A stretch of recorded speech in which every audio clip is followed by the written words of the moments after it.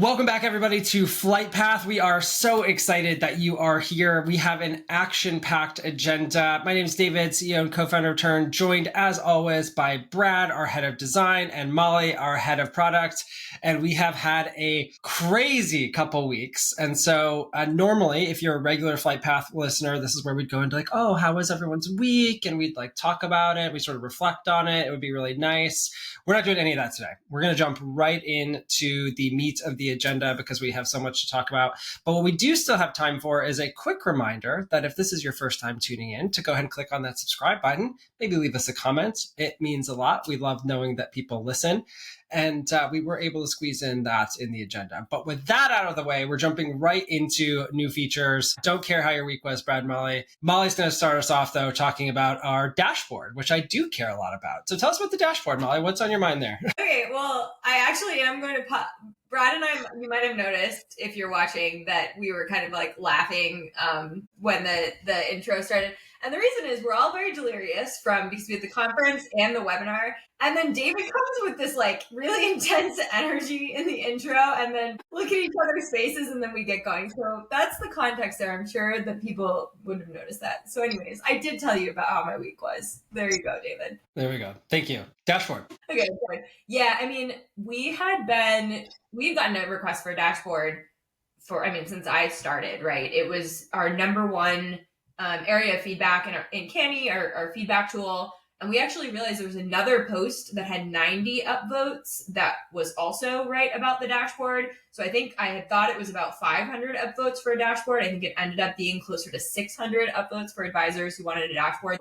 This was like in demand for so long. I think you mentioned this on the webinar, David. It's like, it's a little hard to build a dashboard when you don't have all the building blocks that people want to manage their stuff, right? Like, the whole point of having a home dashboard is you have payments, you have authorizations, you have client information, you have all these things that you're juggling and you're trying to use Tern for. So it gives you kind of like a home base, a jumping off point for everything you need to do that day.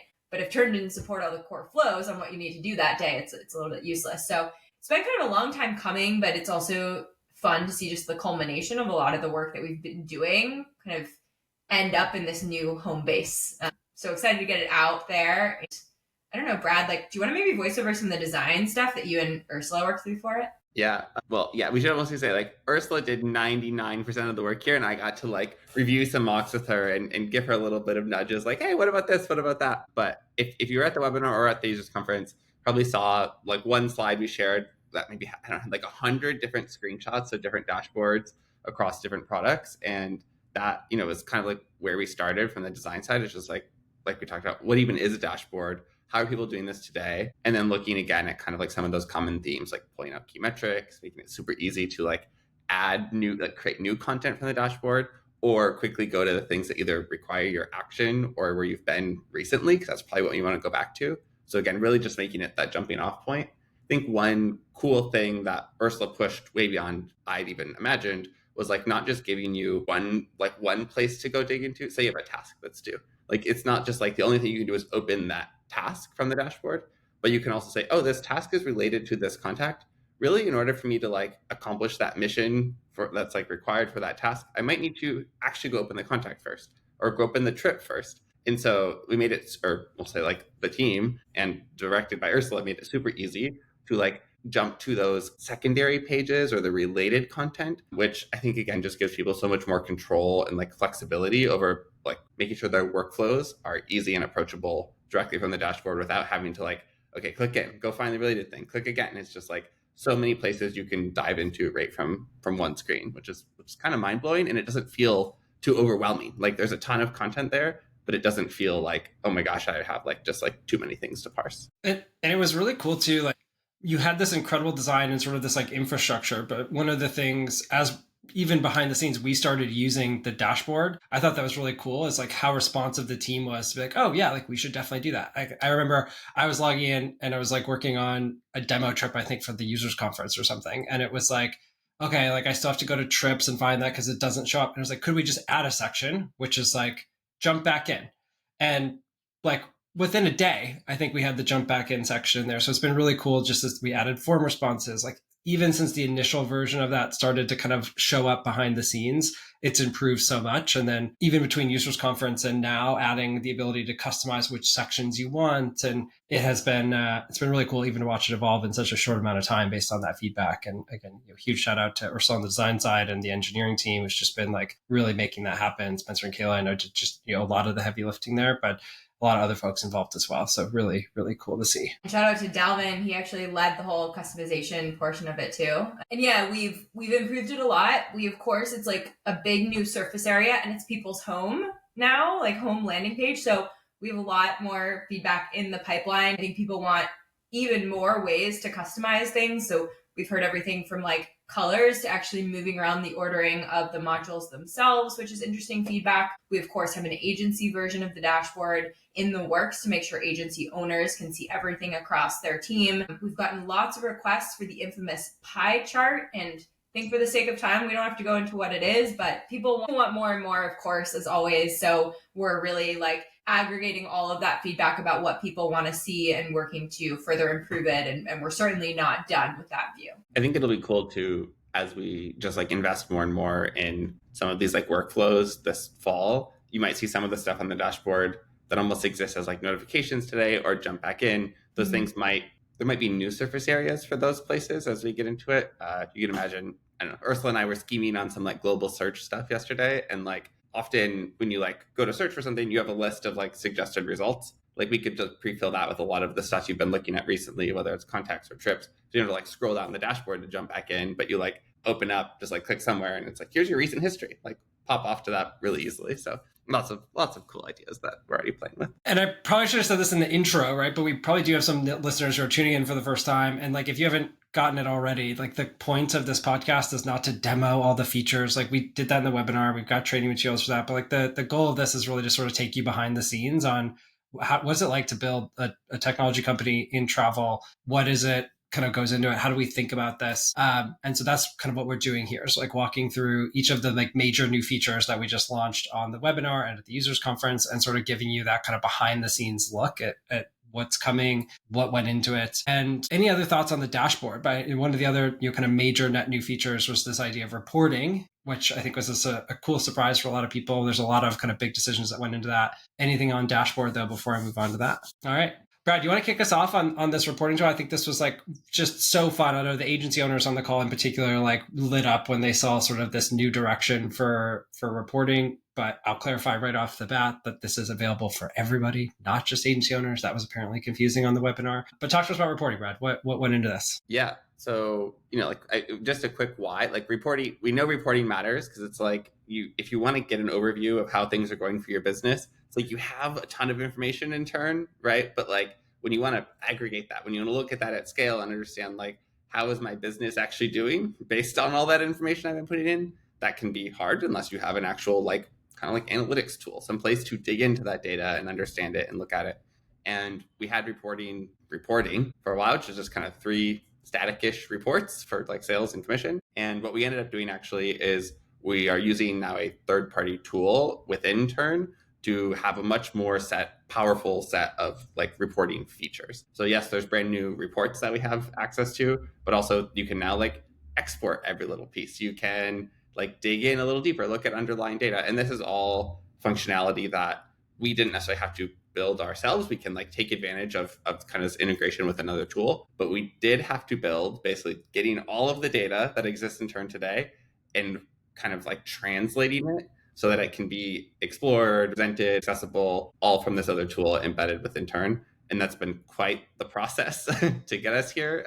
But yeah, I think it's going to be really cool to see as we continue to build on top of those foundations. Now that we've got the initial set of data presented, like there's so many cool things we can do within this tool going forward. Shout out to Jack for that process you just talked about, because it was like week 1 here at Tern. Jack's our head of data and AI. And we were just like, hey, Jack, so we really need to do this. And we really want to have something by the user conference. Like, what do you think? And he just like took it all on and did such a good job. And people, I mean, as with anything in Tern, there's a lot of things that people want to see improved, but even the first version was like blowing people's minds. The fact that you can drill into data and you can even like get to the underlying source of the data that you're seeing to like see the underlying booking and like drill in there and even make corrections on that booking. Like it's so powerful already. And to Brad's point, the way that we used a third-party tool to do this should also make it easier for us to add new views over time, new sections of these reports over time. We have a lot of additional reporting types that are coming. Like we're going to be working on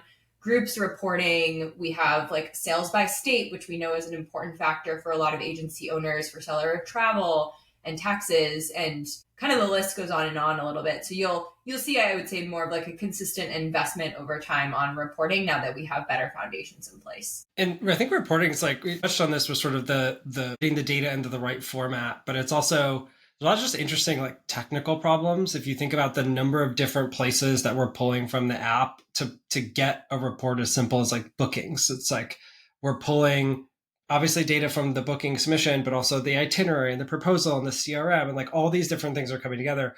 And if you just sort of open up of like reporting tool, especially it gives people a lot of flexibility, it can be a real performance challenge if you have thousands of people hitting this at the same time. And so a lot of that work that Jack did was like, how do you stand up sort of almost this like follower database that keeps all that data in a very highly performant way to let those reports happen very quickly, that gives us that flexibility. This, kind of echoing what both Brad and Molly just said there, it's like really cool to see this like major infrastructure layer go from zero. We had our sort of database. We didn't have any of these data warehouses, as they're called. Now, standing up a full data warehouse that's like incredibly performant, even at this like large data scales that we're working at, as now this foundational layer to start to expand and continue to do that. So that has been really fun. Recreating all the business logic too. Like if you think about a simple thing like a booking, it's like insurance has bookings, packages have bookings, trip activities have bookings. The way that price is calculated for all of those is different.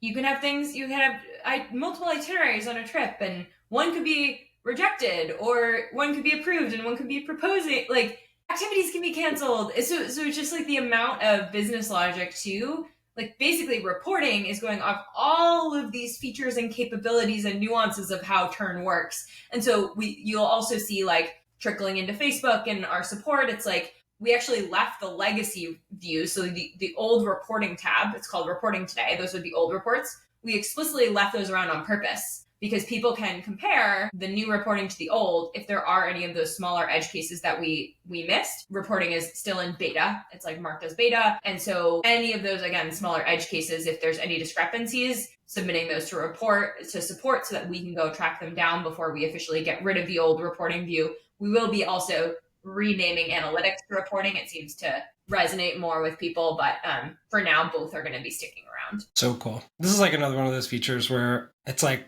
to all the reasons I mentioned, like it's like maybe not even sneaky hard, but it's like sneaky hard, right? Like all the business logic, all the data warehousing, all the performance, like, so yes, like there's this partner, right? But it's like one of those things that I think is going to be a really powerful long-term differentiator for Tern business owners who are using Tern to power this. It's like, I just don't think you'll see anything like this. And it's because of the team. So like another shout out to the team that we built. Like it is just truly incredible to watch them work and put all this together and create some really special experiences for all of you. I'll go through the next one fairly quickly because we have talked about it on Flight Path before, so we won't dwell on it. But we announced the kind of big surprise on mobile, in addition to demoing the sort of end-to-end flow for travelers, which I posted in our Facebook group. It was like, I think it was like, 5 or 6 weeks ago. I was had my in-laws and my parents together. We were up north in Michigan, and they were talking about this trip that they're going on together, which is funny. And they planned it with the Tern Travel Advisor, and they're like looking through the app, trying to like figure this stuff out. And I like literally posted a picture in our Slack channel. I was like, I can't wait for them to get the new mobile app. And then fast forward to like a couple weeks ago, like we had this sort of new designs out, and just hearing their feedback, like a very personal level of just like, it's so good. And like, I can jump around and it's so much easier. And like, it was just like very real. And we know that's like what your clients do every single day, right? You have those interactions, but being able to see it at that kind of close and personal level was just like really fun to have that consumer traveler experience that like the entire team is like super proud of now. And the big surprise was that travel advisors can log in. And like, this was actually kind of funny. We were like waiting, like, is anyone going to spoil the surprise? Like how long was that out, Molly, that they could actually do this? 3 weeks before the conference, 4 weeks before the conference. And we were betting that no one would figure it out because the thing is we needed to get it approved. And we also wanted a very small number of, approved in the App Store. It's been a long week. We wanted to make sure that it would get fully approved in the Google and Apple app stores. And we wanted to make sure a very small number of beta testers, like, kind of sanity checked that everything was working as expected. We actually found a few things through that process, so I'm glad that we released it early. But there was no easy way to like do that and actually only partially roll it out. Like, because it has to be in the App Store. And so we were just betting that like no one would really find it because they're so used to the workaround of having to add their like personal email as a traveler on trips. And like no one found it as far as I know, or they were nice enough to keep their mouth shut. Well, okay, so I sat next to someone at dinner at the users conference, and she was like, I was going crazy because I was telling all my friends that I could see all my trips on the app, and none of them believed me. They tell me that was impossible, and like there was no way I could do that. So I thought I was like insane. I couldn't figure it out, and then turns out that I had access because she'd never previously downloaded the app until a few weeks ago, and so she just logged in, like as people would expect. And it was like, oh, here's all my trips. But didn't even think like, oh, this is a new thing. It was just like, oh, that's so funny. So it didn't spoil it for anyone. And actually, yesterday I had a call with a user too after the webinar, and he was like, oh yeah, I've been using that for a week. I didn't realize that it was new. Kind of fun for new users, I guess, kind of like silently beta testing it, even though they didn't realize it. I was just being gaslit by all our friends. We're like, no, like it works, like it does not work, right? It's so funny. Like, to be clear, like, you know, if it had been such a big problem for a while and she was just like, I'd be like, absolutely not, no way. You're doing something wrong. Yeah, it's like, it's that's just not how it works. That was so fun. And maybe I'm going to go on a brief diversion here, and then we'll get into payments, which is sort of the last major feature we announced on the webinar, except for all the other features that we announced on the webinar.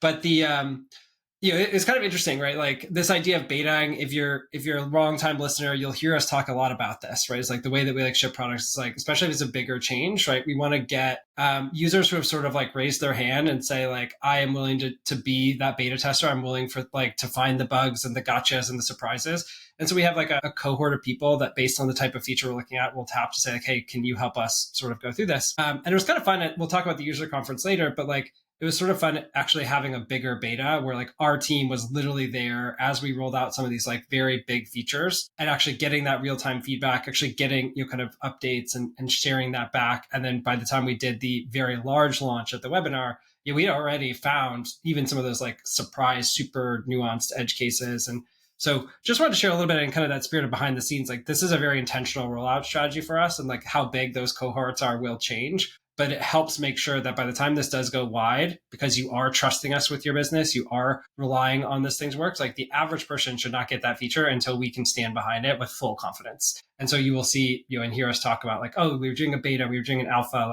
And that's why, because we want to make sure that we are finding this. Everyone runs their business so differently. There's all these different ways that like people can use the platform. And we try and think of all of them, but sometimes we miss one or two. And that's where this like beta group can really help. So I don't know if there's anything either you want to add on that before we jump into payments. But I think actually calling out that we don't ever really talk about an alpha, but actually that is, we do have a set of folks who get like very early access to some things where like, this is almost for sure broken, but we'd love to get your feedback on like whether this makes sense.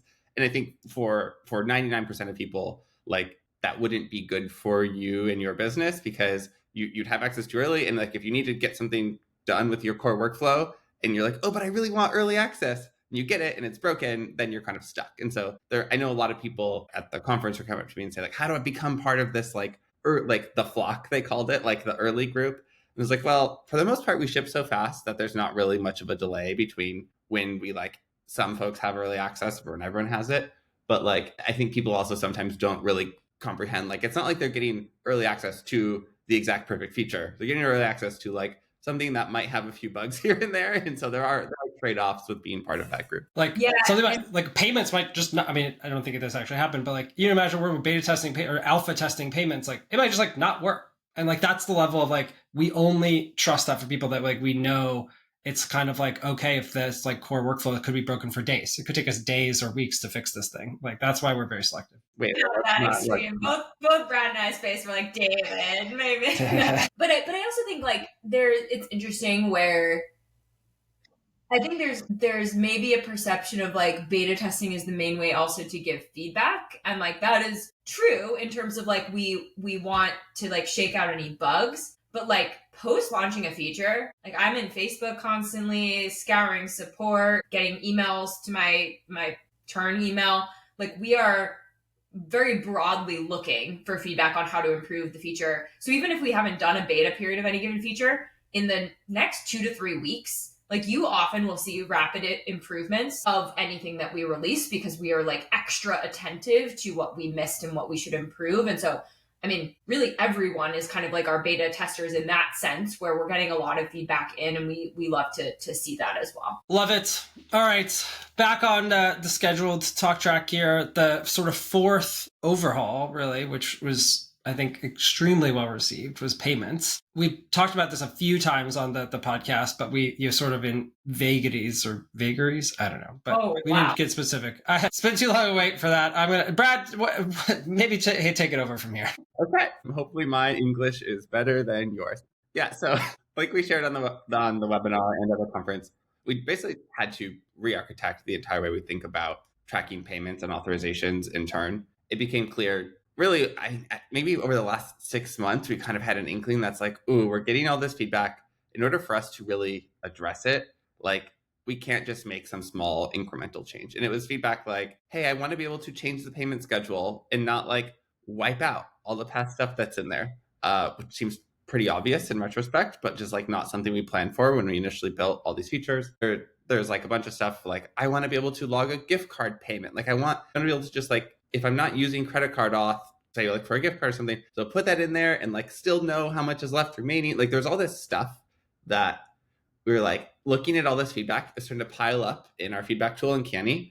And it's like, dang, in order for us to like actually address these things, we needed to do more of like a bigger overhaul. And so this was one of those projects that was harder to like get it down into just a week because we try to ship, something every single week. We couldn't really say like, oh, we'll just make this incremental change and get that out. It was more of a, all right, we got to go back. We almost had to like redesign the entire thing, work closely with engineering to understand kind of the implications of changing approaches and what that might look like. And then luckily we were able to, I think it ended up taking us like 3-4 weeks to rebuild the entire thing, do some crazy testing just to make sure we covered all of the cases, and then finally get it out. But what you will see even today is that right now this only applies for new trips. And kind of going back to the beta conversation, the reason there is like we did a lot of testing for if you create something net new, we know this works. We like know this trip you'll be able to collect authorization, all the payments will be tracked correctly, all that. Well, we have this old data model, this old setup for trips that were created before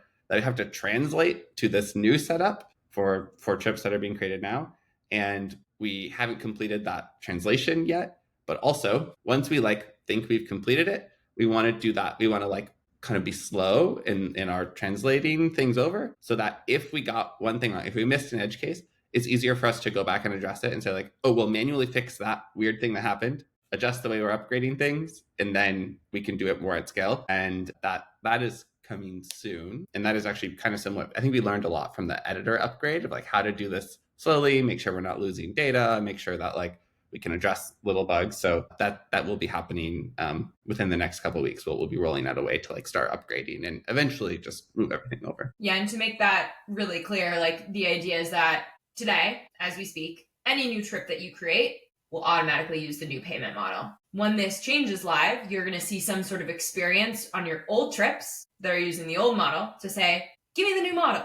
And what that's going to do when you click it is it's going to translate the trip to that new model, retaining all of that data. So it'll be happening one at a time. Again, so as Brad said, if there is a weird edge case, flag it to support, and then we can address that, manually resolve it, make sure you haven't lost anything permanently before we do any sort of like, we're going to automatically migrate thousands of trips to this new model. It was also so cool, like the number of different Canny posts, which like Canny's our feedback tool to aggregate. What was it, like 15, 20 different like Canny posts that all in some shape or form related to this, because it was like clearing out authorizations, changing the payment schedule, like guarantees for activities schedule. Like there's just like the breadth, being able to add notes like of things that this touched and addressed was so cool. Yeah, and like maybe just almost a double click on that. Like we when we knew we were going to be re-architecting this, that's a really good opportunity for us to like, I think I went through Canny to the feedback tool and searched for like payments, authorization, and like read every single post, every single comment, and was like, we're taking a fresh look at this. What are all the things we should be thinking about? And even then we said like, all right, well, here's the most annoying things. Here's the required pieces, and like notes on payments we kind of had in our mind, like we're going to need this someday. It wasn't in the initial scope, just we wanted to have something out before the users conference. And then Molly led a session at the users conference where people were like, hello, can we get notes? Can these be here? And that I think was good validation. That's like, all right, that still is important. We'll spend an extra couple of days to get that in and make sure that's live as well. And we had it out before the webinar, which is pretty exciting. Well, and that's actually maybe a perfect tee up for sort of this next section that we wanted to talk about, which is the Shipathon, as we sort of called it. But I think probably most listeners know that we hosted, and one of the reasons the three of us are so tired is we hosted a week-long user conference on the Virgin Voyages Brilliant Lady, which was just absolutely incredible. I think it sort of blew all of our expectations away. Just spending time with the community, being able to like just see and have conversation after conversation about the impact Tern's having, about taking this feedback. Like we'll talk about 2026. So if you are hearing this and you're like, I want to be a part of that for next year, we have opened up the early bird rates and we've made a lot of updates, but we'll talk about that in a minute. But as we were sort of prepping for this, and again, frequent listeners will have heard a lot of this journey that we've been on, we really felt the pressure and the obligation to our users who invested a very meaningful amount of their resources to come spend this time with us on the ship. And so we were kind of brainstorming like what happened, and I'll let Molly kind of take it from here around like how we sort of came up with this idea of the Shipathon. Yeah, well, we were all on this Zoom call together, and we were like racking our brains of like all the things we could do to make it. I think the bar you set, David, was I want this to be the most special event that any advisor has attended in the last 10 years or something. I forget exactly what it was. Said ever, but we'll say ever. And so I remember being like, okay, you guys, hear me out. What if we had like workshops live on the boat, and then we did a hackathon so that people sharing ideas could then like see their ideas brought to life, like on the closing keynote or something like that. And we were all just like, holy shit, this would be really cool. And then it was like, it's like, oh, I don't know if we can pull this off. And there was a lot of back and forth of like, should we do the hackathon the week? Should I not have sworn? Is that?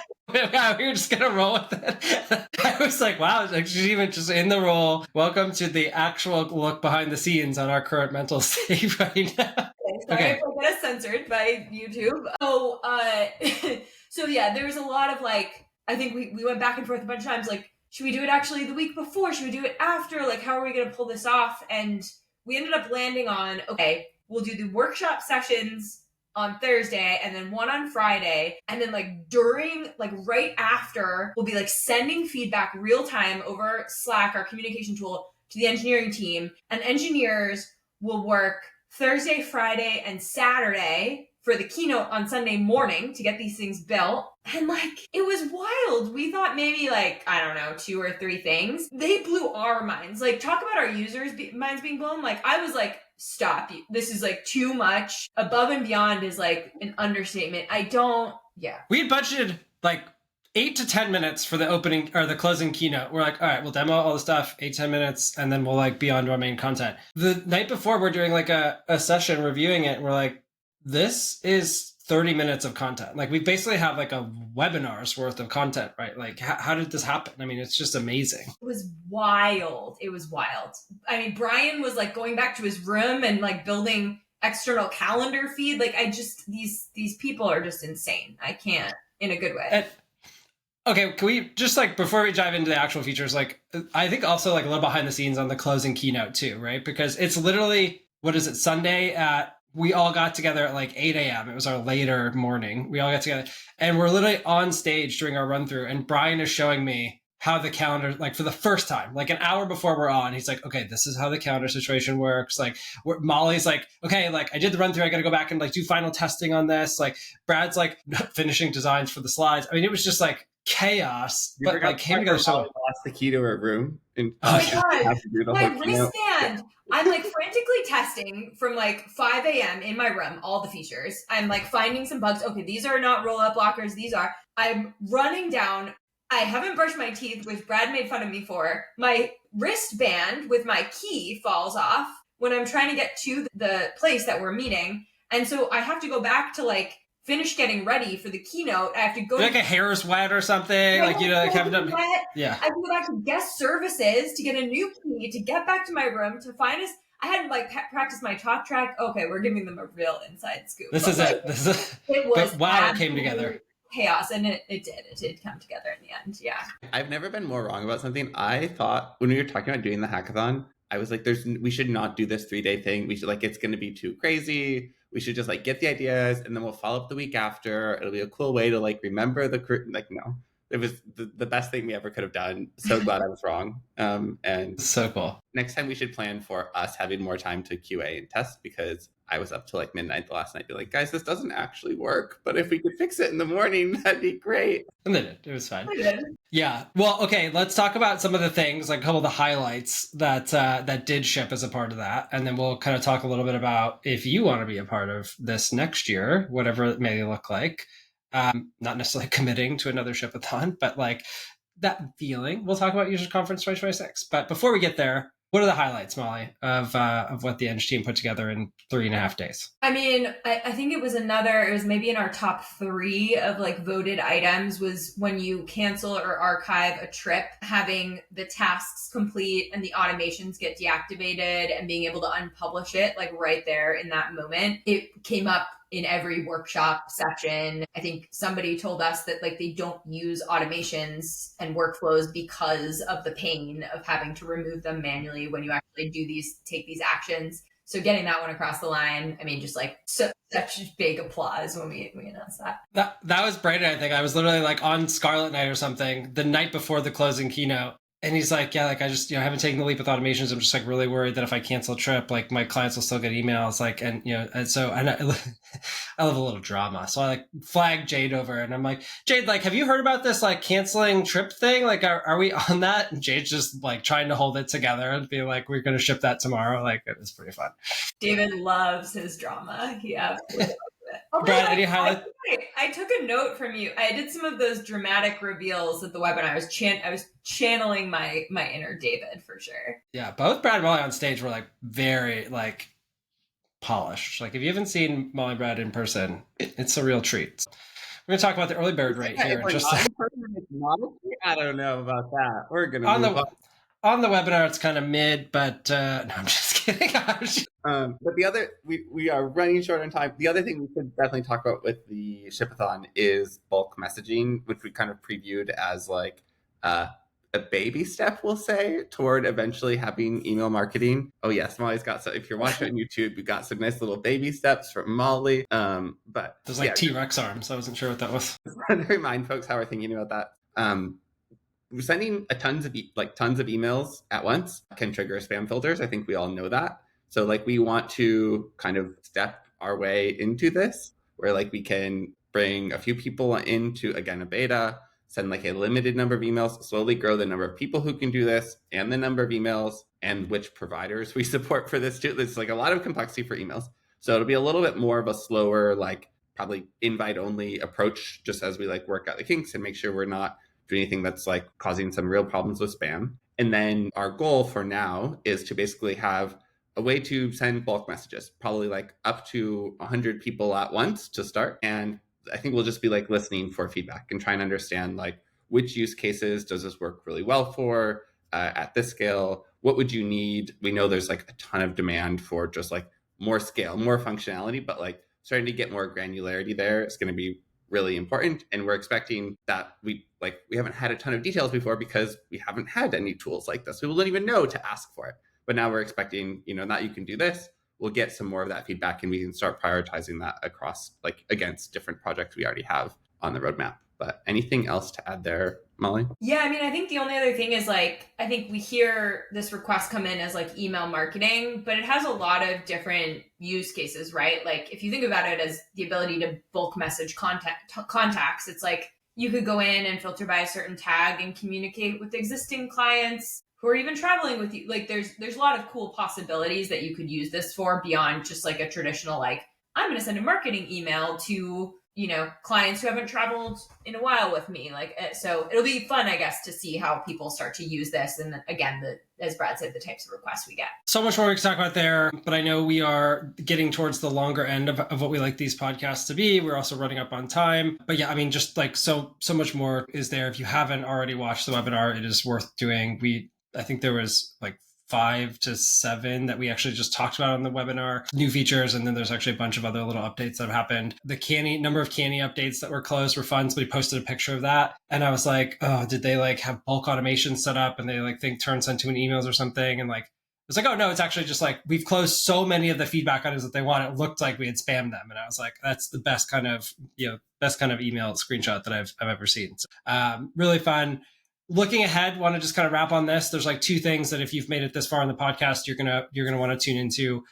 We talked about it before, but Users Conference 2026, as with anything, core value for Tern is we're always leveling up. We heard the feedback from this year around the almost $4,000 price point just for the ship, plus flights, plus hotels, just made it really tough for a lot of people to like actually budget for that. And so we are moving the Users Conference to New Orleans, back on shore. We know that was another thing that people wanted to have, was like, turns out a lot of people don't love cruising, or they're afraid of the open ocean, and going to Bermuda was kind of the worst case scenario for that. So like, we're bringing it back on land in New Orleans. We're pushing it back a couple weeks so that it doesn't conflict, hopefully, with as many large kind of host agency conferences. So it'll be October 22nd through the 26th.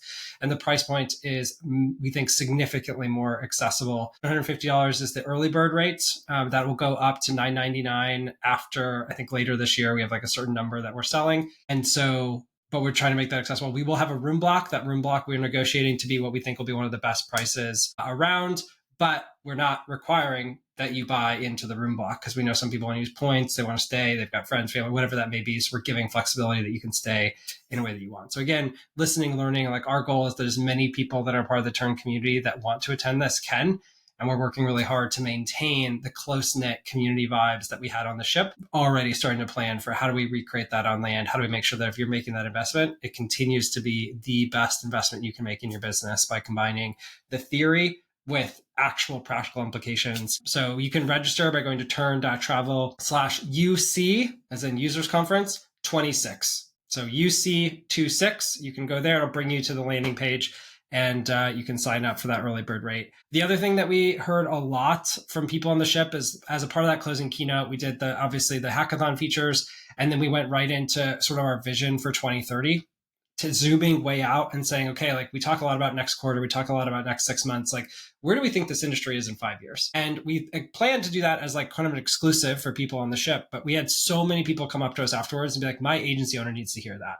My colleagues need to hear that. My agents need to hear that. Like, will you please do a version that we can share more broadly? And so in October, next month, I think it's like the 21st or something, we will have a keynote or sort of a webinar where we're going to take you through that. It'll be a little bit shorter. It's not going to be as focused on product, but we're going to kind of take you through exactly what we took people on the ship so that you can see the vision that we're trying to create and that we're executing towards for 2030. We'll try and remember to put both links to both those in the show notes here. We'll wrap up, as we all do, with a kind of a quick week ahead. I'm heading to Alaska, but also hoping to find for the Future Leaders in Travel Conference, also hoping to catch up on sleep. Molly, what does your week look like next week? I mean, we're doing Q4 planning. We have a lot of just like features and things to catch up on and make sure that we're getting back into like our well-oiled rhythm past all the craziness. So like expect a lot more iteration on recent things that we've shipped, and some good features too coming soon. I think we talked about this on the webinar, but working on different deposit rates per room that you can use for per room pricing, which was a big area we heard on the user conference and we've been getting feedback on for a while. What about you, Brad? Yeah, believe it or not, we have 2 weeks from Monday. We're kicking off work on one of our first supplier integrations. So basically for the next 2 weeks, I think I'm going to be deep in kind of like working through the details there, making sure we're figuring out like how to sequence this the right way, and sort again, getting value out as quickly as we can. Integrations are challenging. So there's a lot of stuff we need to figure out, but hopefully we can already start making some progress really fast there. It's going to be hype. All right. So thank you for joining us for Flight Path, your weekly review of all things R&D here at Tern. If you enjoyed this content, please subscribe, like, comment on how delirious we all seem. But we're just grateful for this community. I think that's how I'm ending this week. Like, it has been sort of an all-out marathon to get here, but it has been so special seeing the impact of these features on all of you, hearing the stories of people in the users conference. Like, this is literally why we wake up every day and do what we do. So thank you for being a part of that. Thank you for the support and the partnership, and we will see you next week. Thanks, everyone.